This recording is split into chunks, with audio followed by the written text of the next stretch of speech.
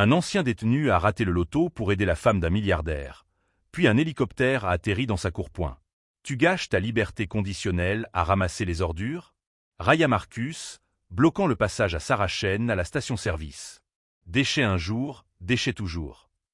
Sarah, 34 ans, vêtue d'un t-shirt blanc déjà trempé de sueur, après avoir nettoyé les terre-pleins centraux d'autoroute, garda les yeux baissés. 3 mois après sa sortie de la prison pour femme de Riverside, où elle avait purgé 6 ans de prison pour une escroquerie qu'elle n'avait pas commise, son ancien associé l'avait piégée, s'était enfui avec 2 millions de dollars et lui avait laissé un casier judiciaire si lourd que postuler chez McDonald's lui paraissait une formalité. Elle avait besoin de ce travail. 11,50 $ de l'heure à ramasser les déchets en bord de route. C'était tout ce que le responsable de l'emploi du centre de réinsertion avait pu lui trouver, vu son casier judiciaire entaché de « fraude au crime ». Marcus se pencha vers elle, son parfum entêtant. « Ma boîte recrute des magasiniers. 18 $ de l'heure.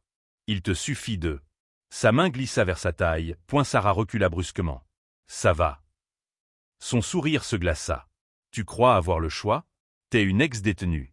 Personne ne veut de toi. » Elle s'éloigna, la mâchoire serrée, refusant de lui donner la satisfaction de la voir pleurer. Son téléphone vibra. Message de maman. « Alors, le boulot, ma chérie? Les médicaments de mamie coûtent encore plus cher. 340 $ ce mois-ci. Je suis vraiment désolé. » Sarah a vérifié son compte bancaire. 127,38 $. La paie était vendredi, dans 4 jours. Elle toucherait 186 $ après impôt. Pas assez. Une autre notification s'affichait. Jackpot méga million, 847 millions DE $. Tirage ce soir à 23h. Le ticket de loterie froissé dans son casier au centre de réinsertion lui parut soudain important. Elle l'avait acheté la veille avec ses 2 derniers dollars, un espoir naïf. Elle avait vérifié les numéros en ligne pendant sa pause déjeuner. 5 numéros correspondaient. Il ne lui manquait plus que le méga B à LL.SI. Ce 6e numéro sortait, elle empocherait 15 millions de dollars après impôt. De quoi payer les médicaments de mamie à vie. De quoi prouver à Marcus qu'il avait tort. De quoi cesser d'être Sarah l'ex-détenue et redevenir humaine. Le tirage avait lieu à 23h. Elle devait être rentrée avant 22h45 pour assister au tirage. Son service se terminait à 22h30. Elle y arriverait. Puis elle aperçut la femme épuisée contre la glissière de sécurité sur la route 9, au point kilométrique 47. Un manteau camel de marque, noirci par le sang. Un sac à main de luxe renversé sur l'asphalte. Une Mercedes, feu de détresse allumé, 100 mètres plus loin, portière conducteur ouverte. Le camion du superviseur de Sarah passa sans ralentir. Et la circulation était dense. 100 km à l'heure. Personne ne s'arrêtait. La main de la femme bougea faiblement. Ses lèvres esquissèrent un mot que Sarah ne put entendre. Sarah consulta son téléphone.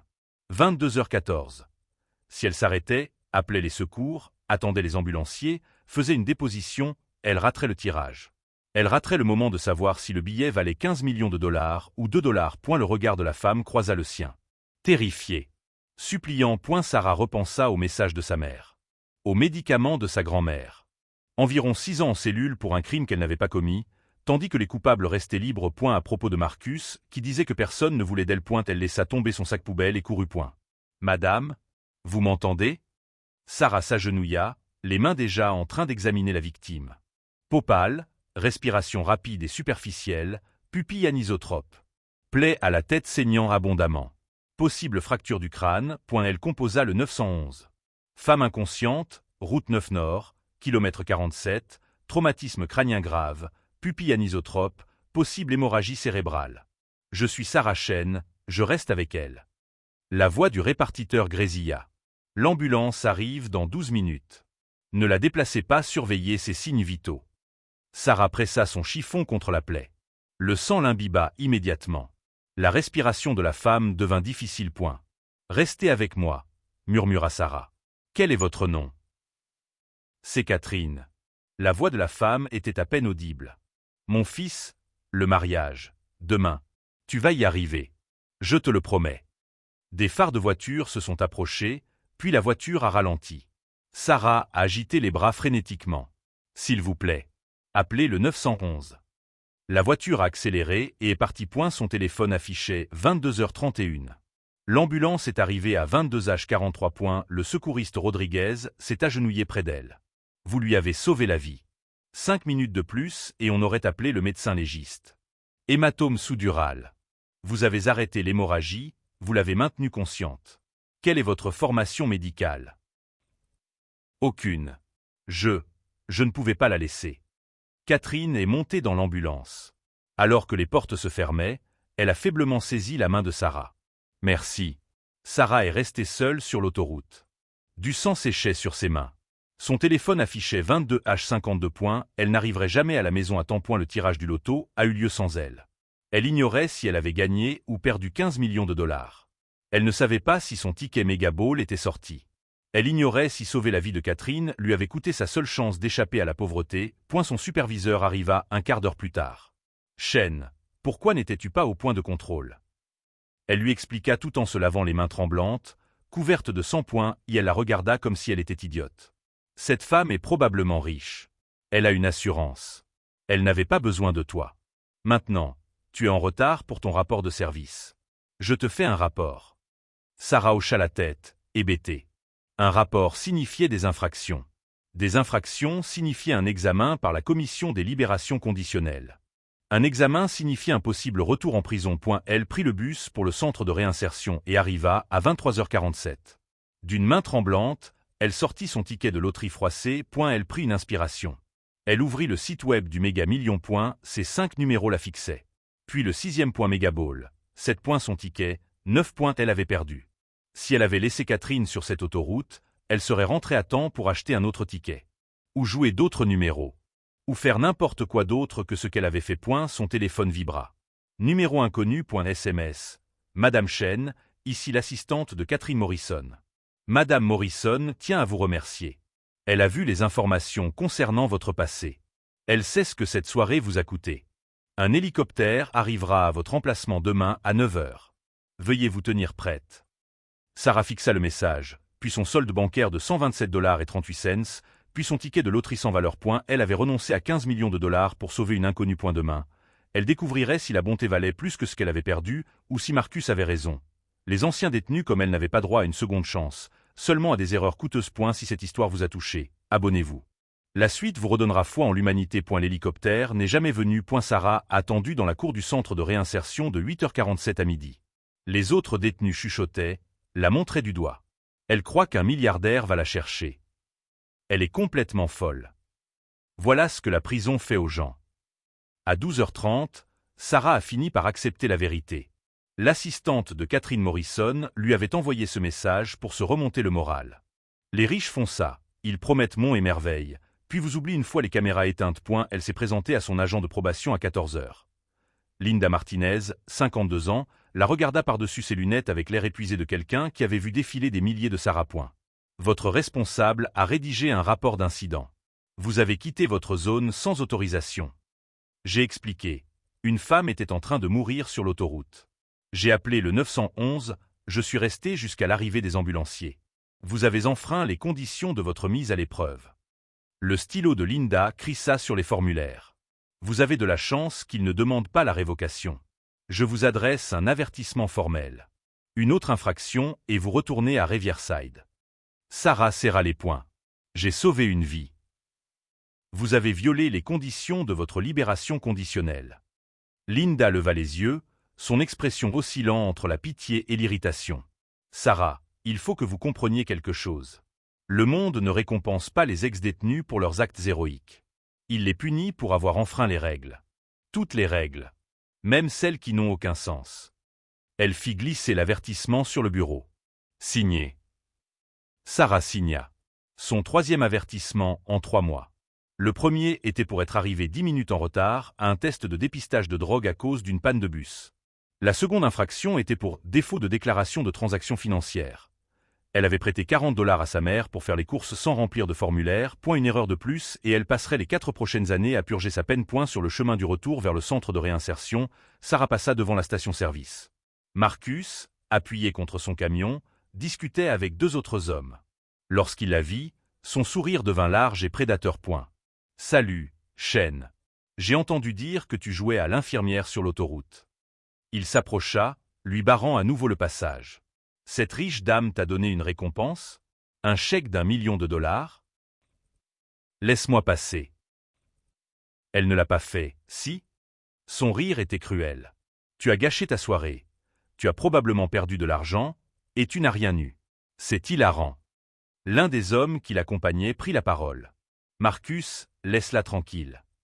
Occupe-toi de tes affaires, Tommy. Marcus se pencha vers Sarah, baissant la voix. C'est ce que j'essaie de te dire. Les gens comme nous, on n'a pas droit à des contes de fées. On prend ce qu'on peut. Ce boulot à l'entrepôt est toujours disponible. 18 $ de l'heure. Mais l'offre expire vendredi. Sa main se porta à son bras. Sarah recula brusquement point. Ne me touche pas, sinon quoi? Ses yeux brillèrent. Tu vas appeler ton agent de probation? Je vais juste lui dire que tu me harcèles. À ton avis, qui va-t-elle croire, un chef d'entreprise ou un ancien détenu?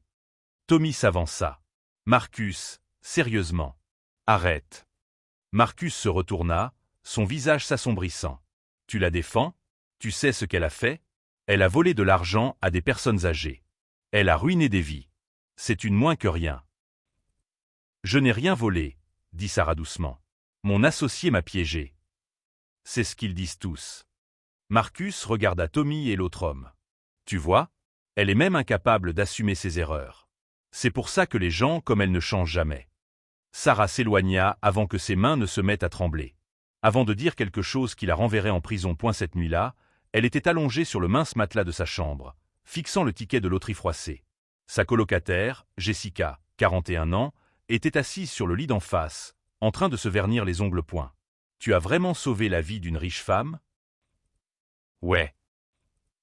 Et elle t'a ghosté? Sarah hocha la tête. Jessica souffla sur ses ongles. Ma pauvre, c'est cruel. Tu aurais gagné combien si tu avais été là pour le tirage? J'ai rien gagné. Mauvais numéro. Mais tu ne le savais pas quand tu as arrêté. Sarah se tourna vers elle. Où veux-tu en venir? Tu as misé 15 millions sur une inconnue. Jessica secoua la tête. Ça fait 2 ans que je suis là. J'ai jamais vu quelqu'un faire une chose aussi stupide. Elle marqua une pause. Ou de ce genre. Je ne sais pas trop. Le téléphone de Sarah vibra. Un message de sa mère. Ma chérie, je suis si fière de toi. Je t'ai vu aux infos. Tu es une héroïne. Elle avait fait la une des journaux locaux. Une ex-détenue sauve une victime d'accident. Les commentaires étaient prévisibles, toujours une criminelle. Sûrement mis en scène pour faire le buzz. Voleuse un jour, voleuse toujours. 3 jours passèrent. Sarah fit ses gardes, évita Marcus, et compta les heures jusqu'à sa paie du vendredi. 186 $. Elle envoya 150 $ à sa mère pour les médicaments de sa grand-mère. Elle garda 36 $ pour elle. Jeudi matin, son superviseur la convoqua dans son bureau. Chaîne, on te licencie. Ces mots la frappèrent comme un coup de poing. Quoi? Pourquoi? Restriction budgétaire. Dernier embauché, premier viré. Tu comprends. C'est à cause de l'accident sur l'autoroute. C'est à cause des restrictions budgétaires. Il évitait son regard. Tu as jusqu'à la fin de la journée pour vider ton casier. Sarah sortit, sachant parfaitement ce qui s'était passé. Quelqu'un avait passé un coup de fil. Quelqu'un avait décidé qu'une ancienne détenue qui avait enfreint le protocole, même pour sauver une vie, représentait un risque. Il lui restait 36 $ sur son compte. Le loyer du centre de réinsertion était de 4 cents $ par mois, payable dans 5 jours. Sans emploi, elle serait expulsée. Sans domicile fixe, elle violerait sa liberté conditionnelle.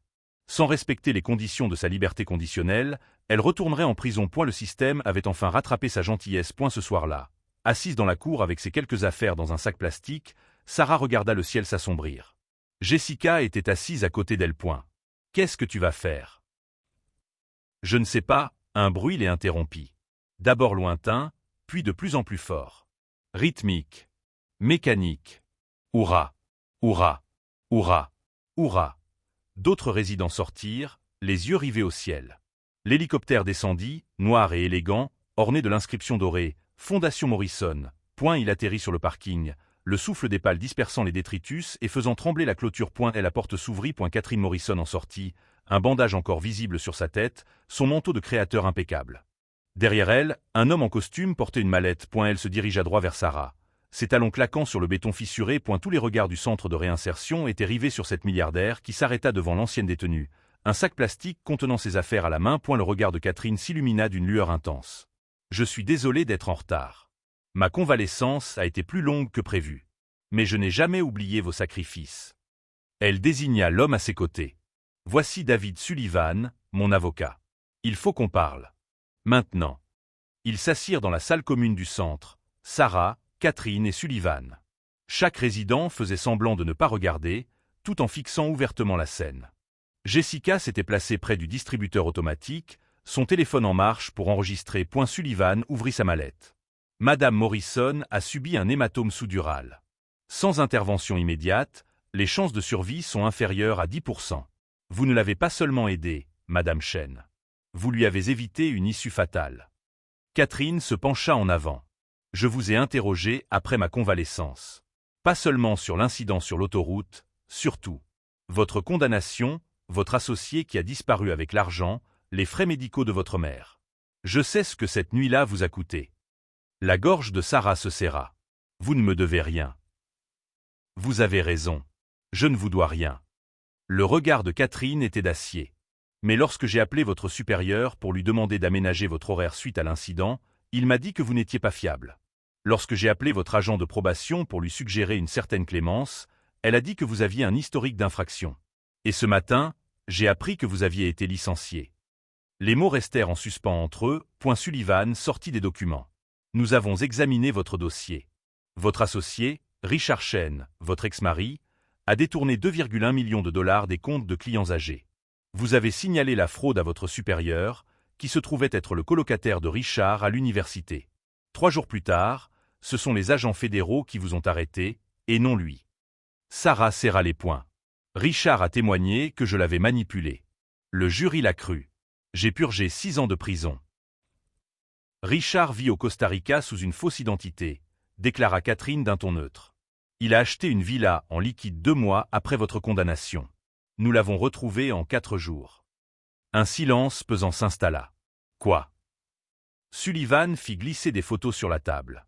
Richard, bronzé et souriant, sur un yacht. Richard dans un restaurant chic.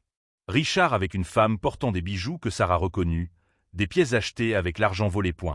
Les autorités costariciennes n'extradent pas pour des délits financiers inférieurs à 5 millions de dollars, expliqua Sullivan. Il le savait. Il a parfaitement manipulé le système. Il a utilisé votre mariage, vos relations et votre signature pour voler, puis il a convaincu les procureurs que vous étiez la cerveau de l'opération. Une diversion classique. Sarah fixa les photos, 6 années de rage se cristallisant en un regard froid et concentré. Pourquoi me dites-vous ça? L'expression de Catherine s'adoucit. Parce que je vous offre un choix. Vous pouvez partir. Je vous donnerai 50 000 dollars pour m'avoir sauvé la vie, je vous aiderai à prendre un nouveau départ ailleurs, et vous n'aurez plus jamais à penser à Richard ni à ce système. Ou vous me laissez vous aider à vous battre. Démasquez Richard, lavez votre nom, démantelez le réseau qui l'a protégé et vous a détruite. Catherine marqua une pause. Ce ne sera pas facile. Il a des relations. Le procureur qui vous a condamné est maintenant juge d'État. Votre ancien supérieur siège au conseil d'administration de 3 entreprises. Ils vont vous tomber dessus sans pitié. Sullivan ajouta, ils vont te traiter de vindicative. Ils vont prétendre que tu manipules Madame Morrison. Ils vont déterrer toutes tes erreurs depuis ta libération. Ça va mal tourner. Sarah repensa au ricanement de Marcus, à la démission de Linda, à la lâcheté de son supérieur, à ces 6 années passées en cellule pour des crimes qu'elle n'avait pas commis, pendant que Richard naviguait dans les Caraïbes. De quoi as-tu besoin? Catherine sourit, un sourire froid, mais plus féroce. Ton histoire, ton témoignage, et ton autorisation pour faire du bruit. Au cours des 3 semaines suivantes, Sarah découvrit ce que pouvait être la rage d'un milliardaire lorsqu'elle était utilisée comme une arme. L'équipe de Sullivan travaillait 18 heures par jour. Ils rassemblèrent des preuves, des virements bancaires effectués par Richard quelques heures après l'arrestation de Sarah, des courriels échangés entre Richard et le supérieur coordonnant les témoignages, des relevés de vol montrant que Richard avait quitté le pays la veille du prononcé de la sentence de Sarah. Catherine fit jouer ses relations. Un ancien agent du FBI, membre du conseil d'administration de sa fondation, accepta d'examiner l'affaire. Un expert comptable judiciaire a relevé des incohérences dans le calendrier financier de l'accusation. Un journaliste d'investigation du Washington Post a commencé à poser des questions embarrassantes. Mais l'autre partie a riposté avec une violence inouïe. Marcus s'est présenté 3 fois au centre de semi-liberté, chaque visite étant plus menaçante que la précédente. Tu te crois spécial maintenant? Tu as un ami riche? Tu n'es toujours qu'une moins que rien, Chen. Tu le seras toujours. La deuxième fois, il était accompagné de 2 amis. J'ai entendu dire que tu consultais des avocats, que tu portais des accusations. Fais attention. Les personnes en liberté conditionnelle qui posent problème ont tendance à enfreindre les conditions de leur libération. Tommy, l'homme qui avait défendu Sarah auparavant, l'a prise à part après le départ de Marcus. Il est sérieux. Il connaît du monde au bureau des libérations conditionnelles. Il peut te rendre la vie infernale. C'est déjà le cas. Alors sois maligne. L'entreprise d'entrepôt de Marcus, elle est illégale. Je le sais, j'y travaille. Il écoule du matériel électronique volé. Si tu cherches des preuves, je peux t'en fournir. Sarah le fixa du regard. Pourquoi m'aiderais-tu? La mâchoire de Tommy se crispa. Parce que j'ai une fille. Et si jamais elle avait besoin d'aide, je voudrais que quelqu'un s'arrête pour elle. 2 jours plus tard, Tommy livra des clés USB contenant des images de vidéosurveillance de l'entrepôt, des manifestes d'expédition et des documents financiers. Marcus ne se contentait pas de proposer un emploi à Sarah. Il recrutait des personnes en liberté conditionnelle pour des vols organisés, sachant qu'elles auraient trop peur de le dénoncer. Sullivan apporta les preuves au bureau du procureur. À la fin de la semaine, Marcus faisait l'objet d'une enquête fédérale. Mais les représailles s'intensifièrent. Linda convoqua Sarah pour un entretien d'urgence. Quelqu'un a porté plainte. Il dit que vous le harcelez, que vous portez de fausses accusations. Qui? L'expression de Linda était soigneusement neutre. Marcus Wilson. Il dit que vous le suivez, que vous le menacez, que vous essayez de lui extorquer de l'argent. Le sang de Sarah se glaça. C'est un mensonge. Il y a des témoins. 2 hommes qui travaillent pour lui ont confirmé son histoire. Linda fit glisser des papiers sur son bureau. Je n'ai pas le choix. Je recommande la révocation de la libération conditionnelle. La commission se réunit la semaine prochaine. Sarah quitta le bureau, consciente d'être acculée. Marcus avait joué exactement la carte qu'elle redoutait.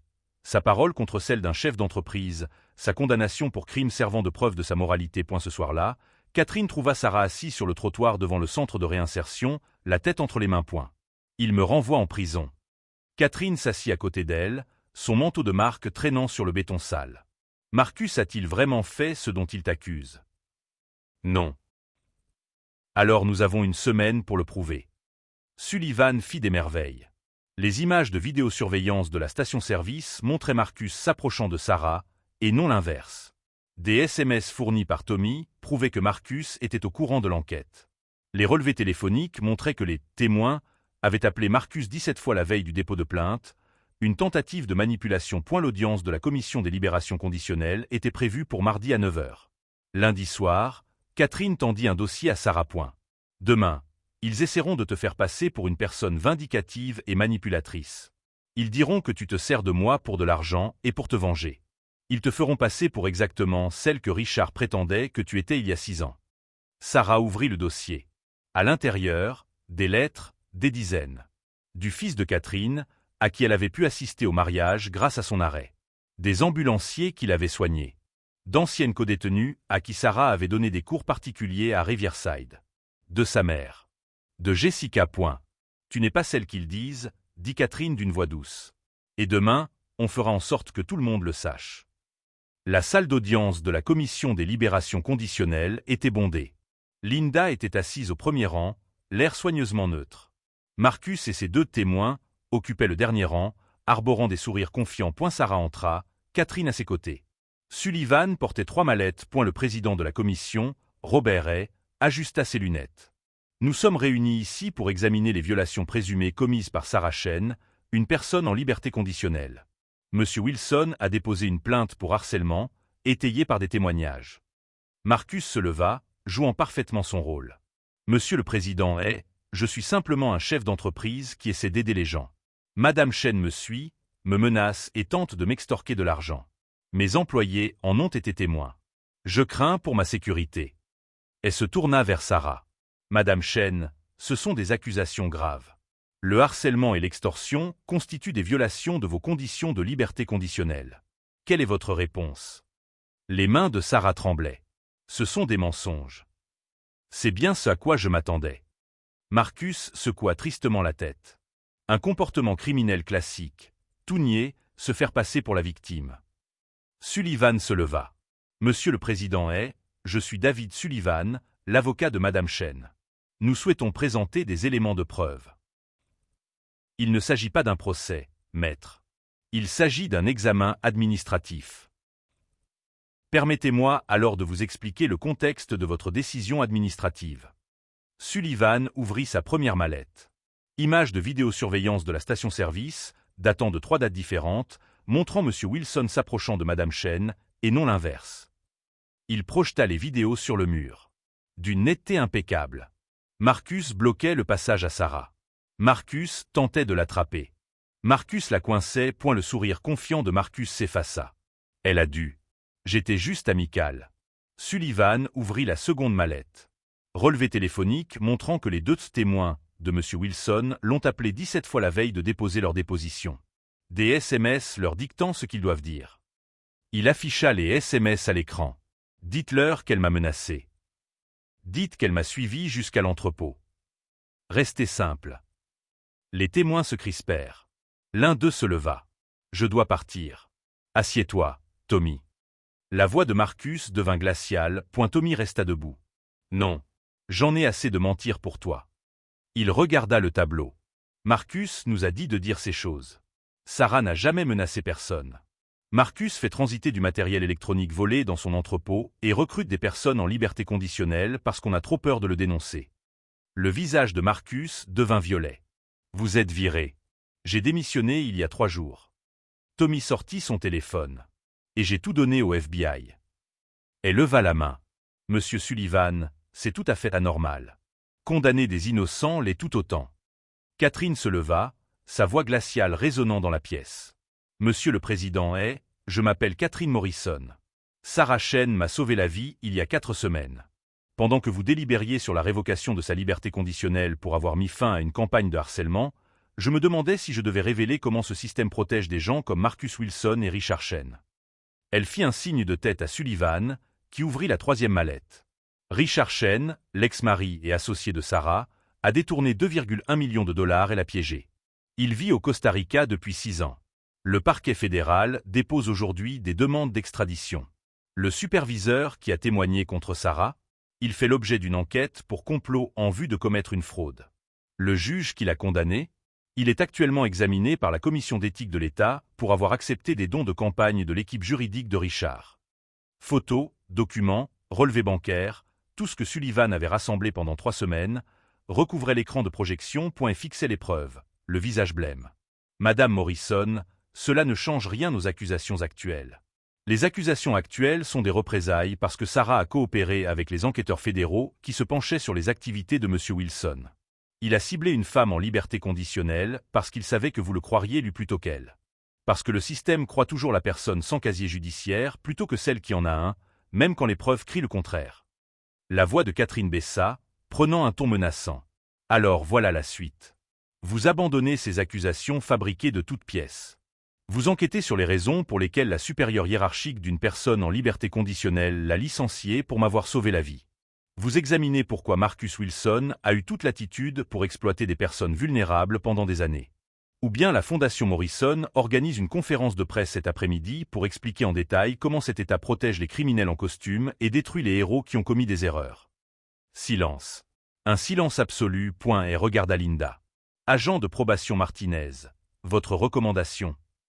Linda était restée silencieuse jusque-là.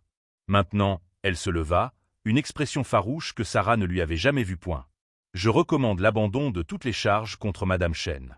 Je recommande également que nous ouvrions une enquête sur M. Wilson et que nous revoyions nos procédures de supervision des personnes en liberté conditionnelle employées par son entreprise. Si nous nous soucions plus de la procédure que de la justice, nous avons complètement échoué. Elle se tourna vers ses collègues du conseil. Un murmure s'éleva. Puis, proposition d'abandonner les charges contre Sarah Chen et de clore ce dossier. Qui est pour? 5 mains se levèrent. 2 personnes s'abstinrent, dont celle qui avait accepté des dons de l'association professionnelle de Marcus. Madame Chen, vous êtes innocentée. Monsieur Wilson, vous serez contacté par nos enquêteurs. L'audience est close. Marcus se leva, le visage déformé par la rage. C'est absurde. Elle a un ami riche qui achète sa liberté. Monsieur Wilson, partez. Immédiatement. La voix de était glaciale. avant que je ne vous fasse expulser. Marcus sortit en trombe, suivi de près par son dernier témoin. Tommy s'approcha de Sarah. Je regrette de ne pas avoir parlé plus tôt. Tu as parlé au moment crucial. Merci. À l'extérieur du bâtiment, Sarah se tenait sur les marches, les jambes tremblantes. Catherine posa une main sur son épaule. C'est la moitié du chemin parcouru. Maintenant, nous vous avons blanchi. 2 semaines plus tard, Sullivan demanda l'annulation de la condamnation en se basant sur de nouveaux éléments de preuve. Le procureur qui avait condamné Sarah, devenu juge, se récusa. Un nouveau juge examina les preuves en un après-midi. La condamnation est annulée.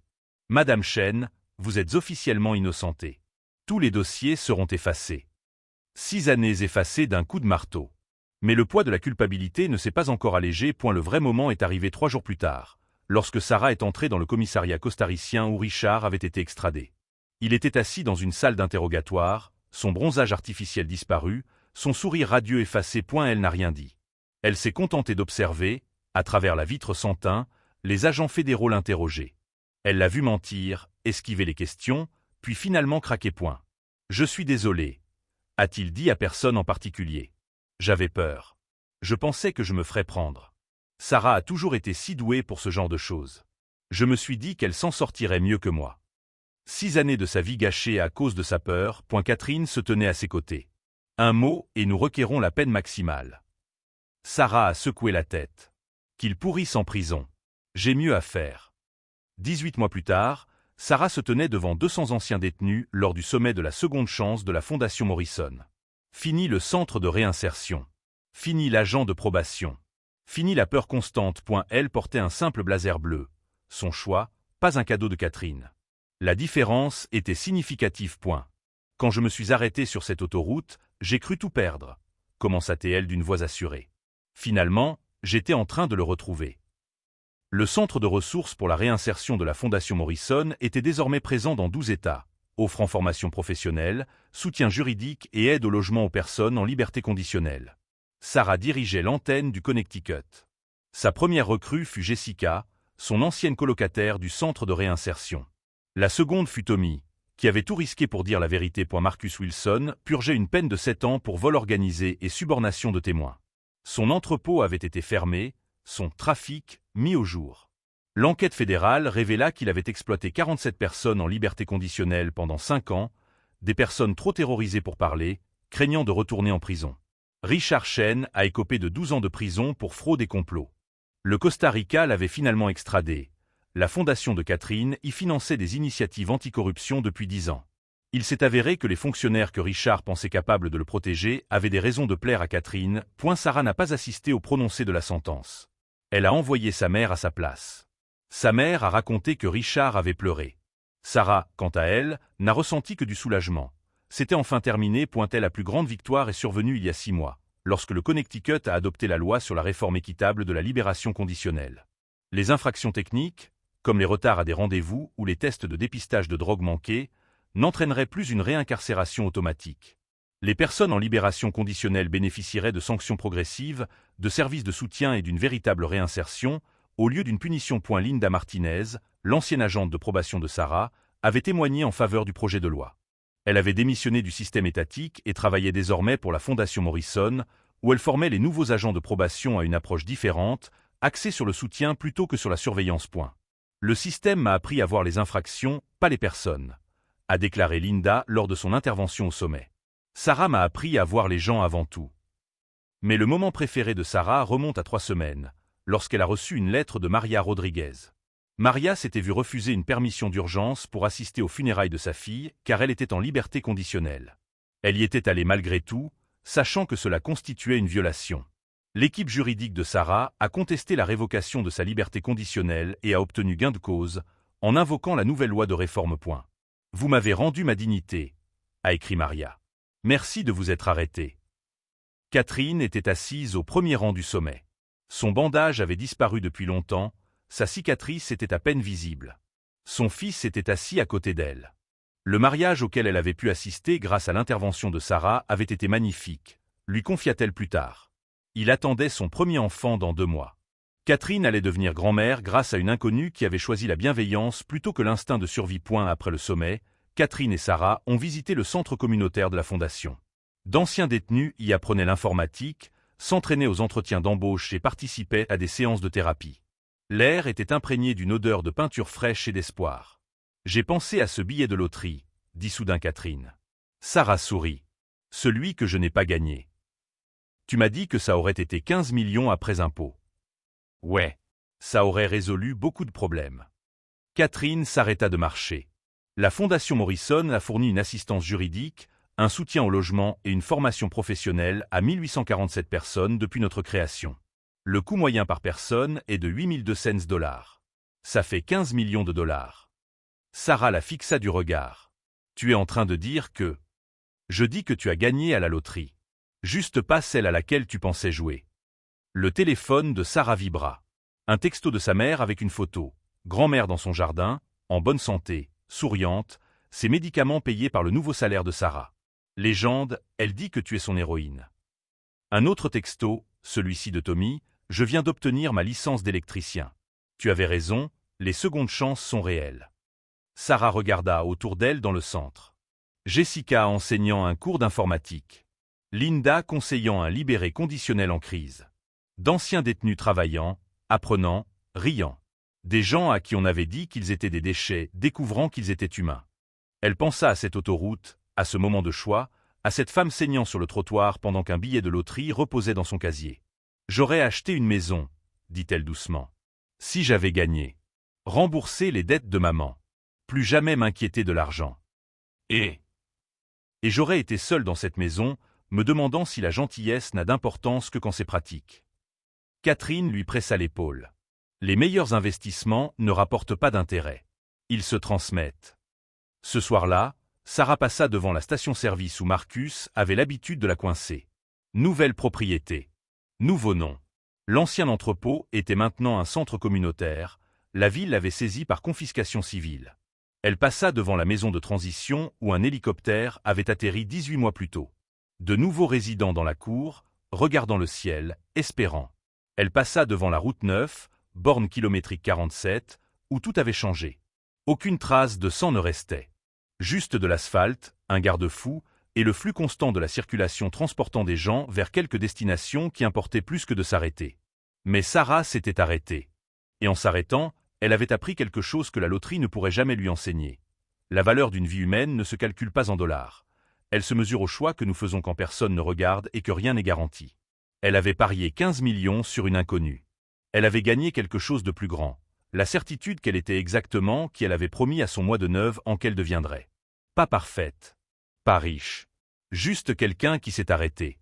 Son téléphone vibra une dernière fois. Numéro inconnu. Pendant un instant, la panique scintilla. Vieux instinct de la liberté conditionnelle, de la prison, de 6 années à regarder par-dessus son épaule. Puis elle le lut, « Madame Chen, je m'appelle David Martinez. Je suis en liberté conditionnelle au Texas. J'ai entendu votre histoire. Je viens d'aider quelqu'un qui faisait une crise d'épilepsie à l'arrêt de bus.